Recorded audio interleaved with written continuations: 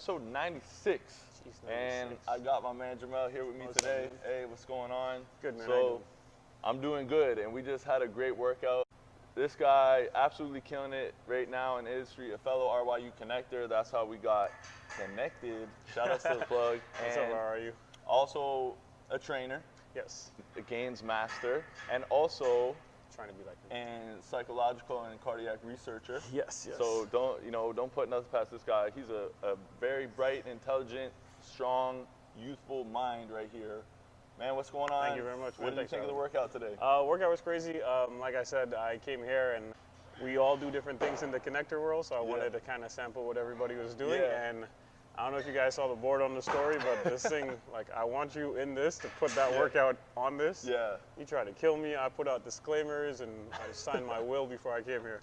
Go check it out, man. It was a great workout. So Jamal, just tell the people a little bit about what you do and how you find that it pushes you to excel in your field. Basically, after a whole bunch of school, I ended We all up in do that. a whole bunch of school.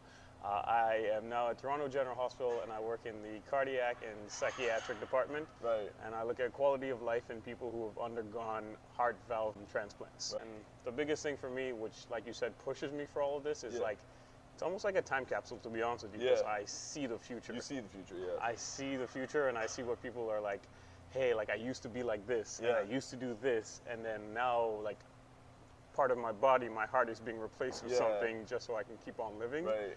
And it's just, for me, it's the simplest thing, like working out in nutrition, that when I Yeah. talk to them about this from the psychiatric side, they're like, I used to eat well, I used to work out all the time, but life happened and I didn't make time for it, so then now I'm here. I'm sure you've probably seen everything under the sun, from crazy things happening with people probably losing their life or on the brink of it at least. Maybe certain situations where people make a crazy recovery and have crazy comeback stories, and you've probably seen people go from 0 to 100 and from 100 to 0.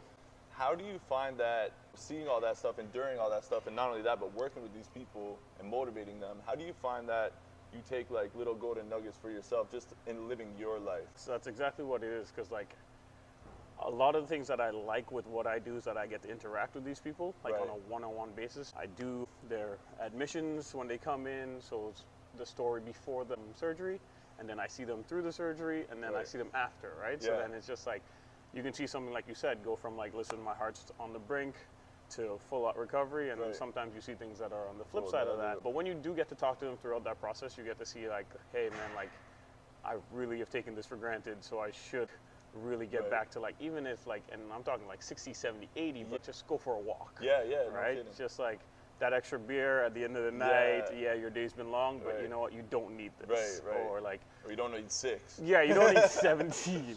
Or like your wife or your kids, and just taking that extra moment. Like, you know what? Today I want to chill at home, but I should go see my grandkids. I've dialed it down to time and attention. Time and attention. So wherever your attention goes, automatically your time goes there. If I'm looking like right now, I'm paying attention to you, so I'm giving you time same way, right? So whatever you're focusing on needs to give you value, and then you put more time there. Right. All right. So that was the big thing I took, where people are just like, I was 25 yesterday. I think that's a big one, man, because so often our time, it's like we kind of have a bank deposit just full of time, and we're kind of handing it out, but we're running our bank dry. Just try to invest it in so many different places, where if we would maybe just settle in on a certain couple things and dial in, our investments would be more worthwhile. Yeah, I take a very simple approach. I always tell people, like, if you treat your time like you treated your money, you'd be a lot richer as a person. And what I mean by that is, time and attention are finite. So there's an interesting study that I looked at. Remember when phone numbers were like 7 digits? And you can remember phone numbers for days. Remember, like, everybody's phone number, right? You add the area code, that makes 10 numbers, and the human condition can only focus on about 7 to 9 things before we start forgetting. And now no one can remember a phone number, and all you did was add an area code, right? On the phone. So then your attention now is like limited, because you can't focus on so many things. So then your time is also scattered, right?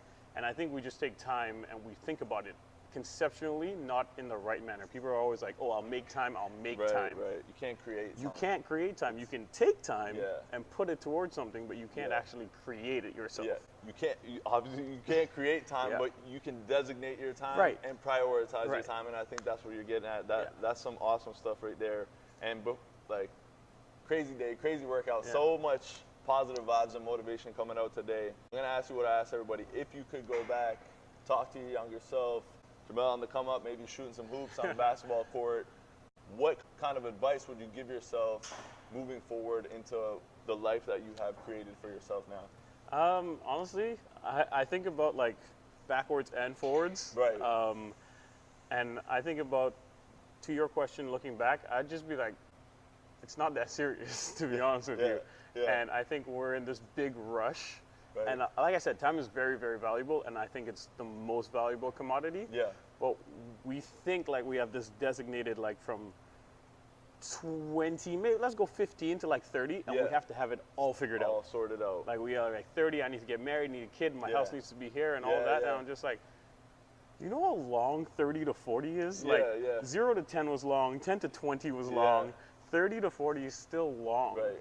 And like if you take care of yourself, if you exercise, you eat well, you make time for people who love you and have support and relatedness with people, Yeah. you will live not just a quantity life, but a quality life. And I Right. think that's what I would tell myself, is there's a lot of time Yeah. if you put your attention to the right things. Right things. Right. I think that's super valuable perspective for so many people. Is just finding the right ways to designate their time, or maybe they're just not even being aware of it and constantly trying to fill their time. I heard this one quote one time. It's like, life is being alone. Like everyone's alone, but life is like trying to find ways not to be alone. Right. It's relatedness. But you know what, man? You invest your time in the right places. You do what you love. You do what you're passionate about. Like what you said, you spend the time with the quality loved ones that you really enjoy their presence. I mean, you're gonna be a lot more happy, a lot more fulfilled, and ultimately, you be getting a lot more done. 100%, man. The one thing I studied, which was self-determination theory, says like the basic psychological needs are autonomy, which is choice, competence, which is belief, and relatedness. And I think that last one's a big one, because like you can make a choice, Right. you can believe in that choice, that's fine. Yeah. But if you're alone, after a while it gets hard to keep believing, because you're the only one telling yourself, yeah, I can do this, and Right. when Right. things don't go the right way, you start to get down on yourself. We've all been there. Yeah. But if you're like getting down, and then somebody else also has that vision, and they go, hey man, like keep doing what you're doing, everything Right. will be okay, then you go, you know what, all right, cool. You know what? So Yeah. surround yourself with people who have that same. People that are doing it, people with the Yeah, positive make it- vibe.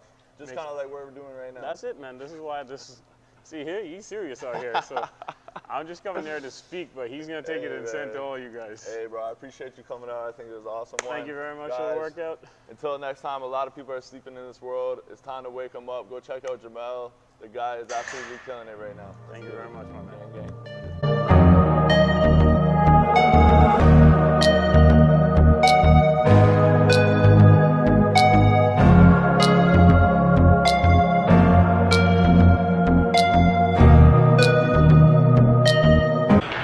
Dying out here.